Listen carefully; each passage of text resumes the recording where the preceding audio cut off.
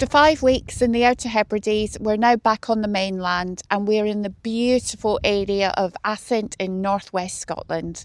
So come with us whilst we explore this fabulous area. So we've actually been on the mainland for a few days. We left Stornoway and had a wonderful sailing across into Ullapool, where we spent a couple of hours just soaking it up. We then drove through this most incredible scenery down a single track road for about 14 or 15 miles, just looking at this beautiful mountains of Assynt, the iconic Stac Pollaidh. And we made our way around to a campsite where we spent a couple of days just resetting. It was the first time in 5 weeks that we'd actually been on electric hookup. So we got ourselves recharged, we were able to enjoy some hot showers and get some laundry done, and we had a lovely setting right by the beach. Well, good morning guys. The cloud has finally lifted on us. It's still plenty of it around and I don't think we're going to get any blue skies, but we're up and at it early. There's a hill behind us, not that one, but behind that. I think it's called the Fiddler, and we're going to go and take a walk. Apparently good views, if the weather clears, good views across Assynt, up past Stac Pollaidh and towards Suilven. So we're going to go and have a look. Let's get going.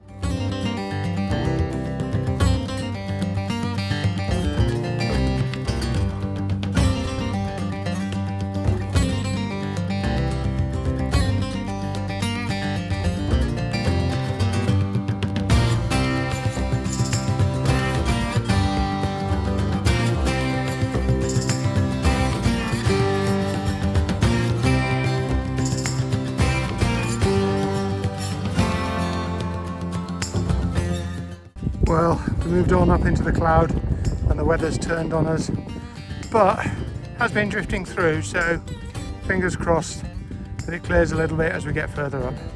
Let's see how we go.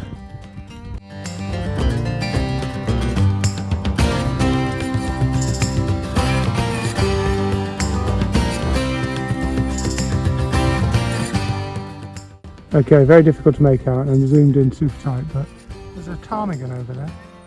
And they go white in the winter.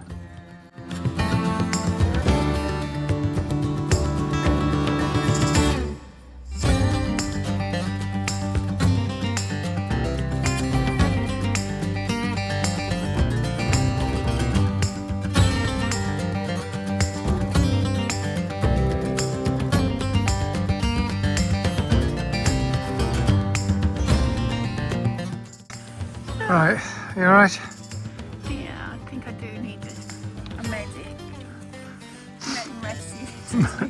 To get you the last 100 metres down the hill. Yeah. It's very slippy, this bit. It is. It's sore on my old knees. It is. It's always harder going downhill than going up. Anyway, that's where we're going, to where the road is. But it's steep and boggy.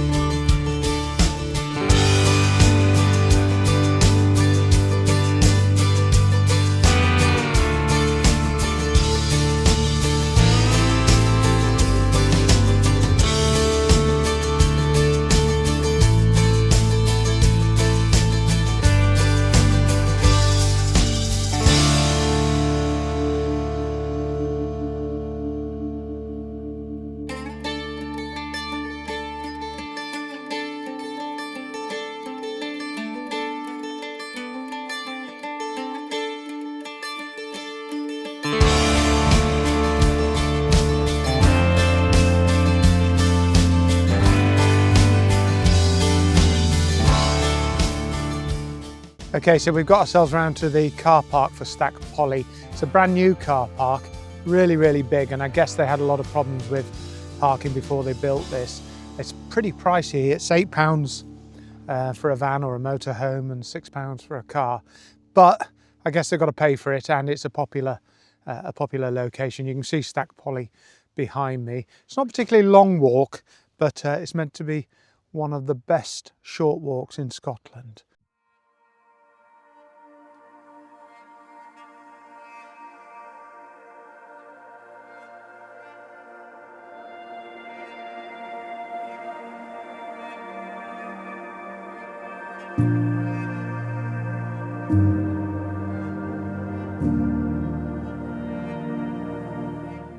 Right, puffing hard here, guys. It's about 1 kilometre straight up, but the views are just starting to come round to us now. And oh my goodness, what a day we've got. Take a look at this.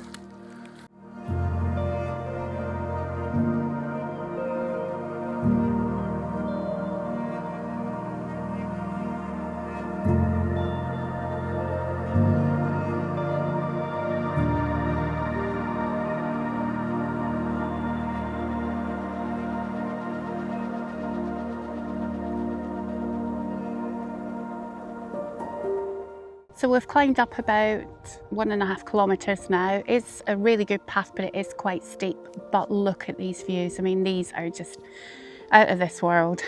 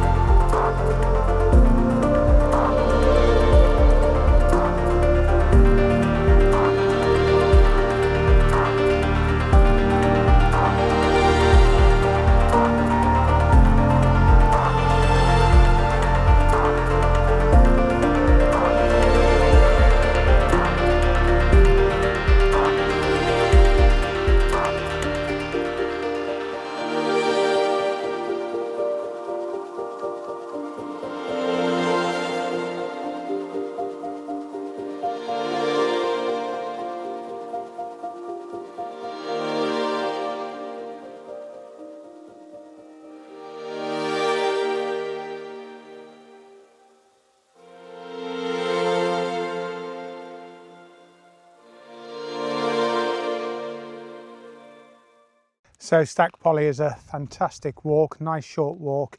It's still got a few cheeky climbs in it, but the views on the far side of the mountain are just stunning. We've got ourselves back to the van, took the dogs down to the loch for a quick swim just to get rid of the mud. In fact, looks like I've got a bit of mud on my glasses there, look at that. Anyway, I'll clean that off. Yeah, so we're going to get our way round towards Loch Inver, I think.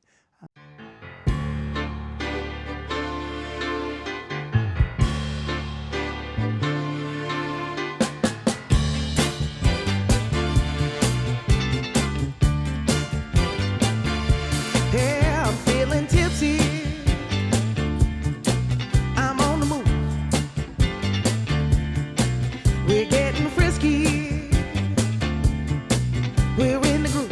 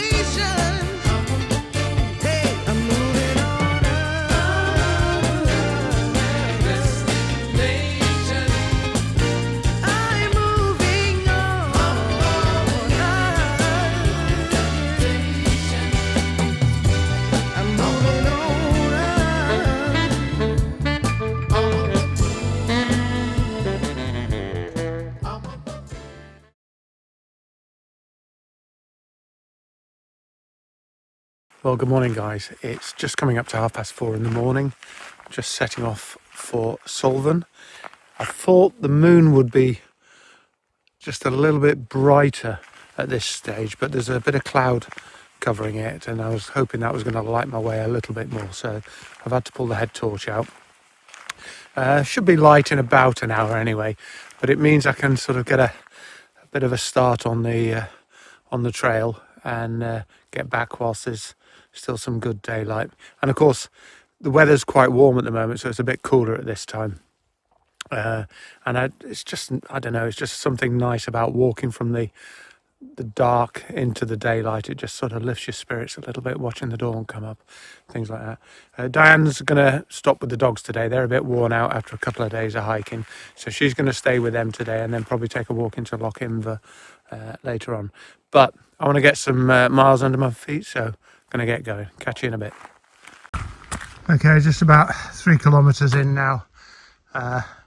Just starting to see a glimpse of dawn, but still not enough to see properly. And the track is quite chewed up, so a lot of bog, a lot of puddles. So I'm just keeping the head torch on just to make sure I don't end up with a wet foot too early. And a bit of climbing as well, just on the way out. It's quite tough. Right, let's get going. Okay, sun's coming up now. Well, when I say sun, it's getting lighter. Suilven, we're getting round to the side of it. Probably still got about another 1.5 kilometres or so to go before I turn right and then start the climb up towards the base of the mountain, and then it's the big climb. But it's nice to be able to put the torch away and actually see where we're going for once. And it's still quite fresh as well.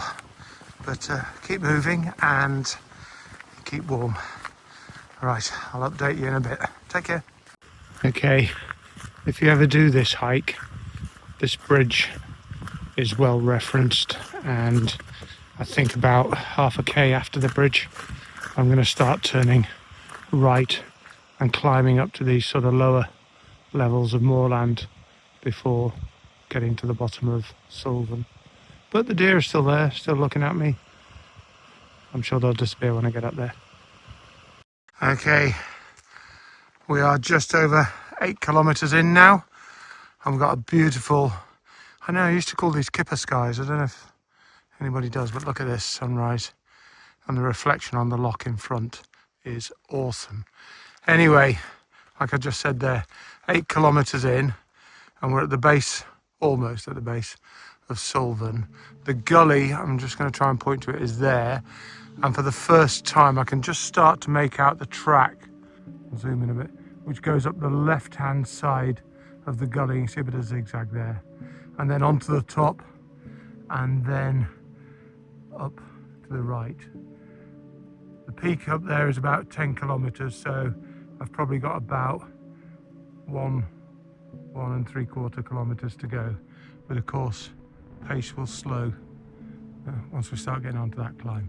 That said, I've just come over the top here, and these sort of little climbs on the way up are pretty tough as well. Right, I'm going to sort my gear out, adjust some layers because it's getting warm now, have a bite, and then head on. The dogs and I have just come out for a short walk, and really, if you're not up to climbing Suilven or the weather's not great, there is a little walk across from the Suilven Walkers car park, which for little effort you get some stunning views. So take a look at this.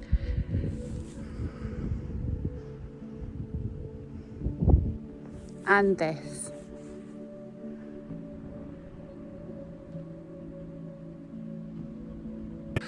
Okay, really blowing now. It's a pretty tough climb. Going up through the gully, I'm probably, I don't know, 1/2, 2/3 up. But look at this view behind me here, guys. This is why we do it. So I think the plan is just keep plodding to the top and then probably take a break after the gully and let the jelly legs sort themselves out, and then we'll head on up to the top. Epic.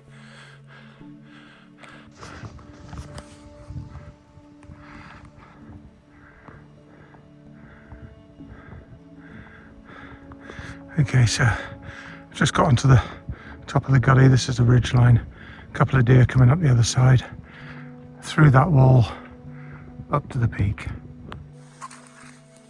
Right, you know when you see a bridge from a distance and yeah, you just have to have a go. So here goes. Does look a bit makeshift. Hey, good boy, Smee. Right, Lex, I bet Lex will swim over. Oh no, she's going, so let's go. Maybe all three of us shouldn't be on at the one time.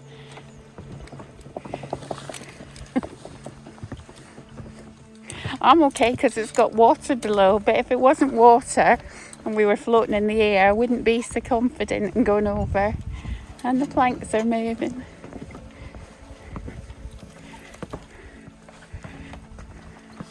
Yeah, doesn't look too stable there, does it?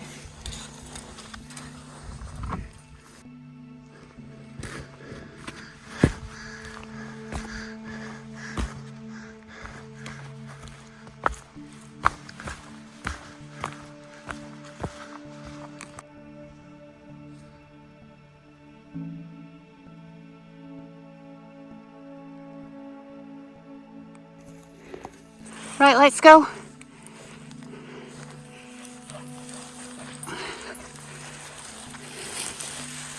Oh, wow.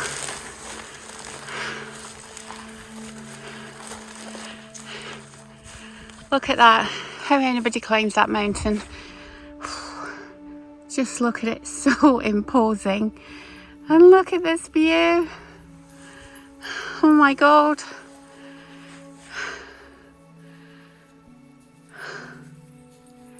Right, we're going to stop for a little break and just take in this view. Okay, we're done.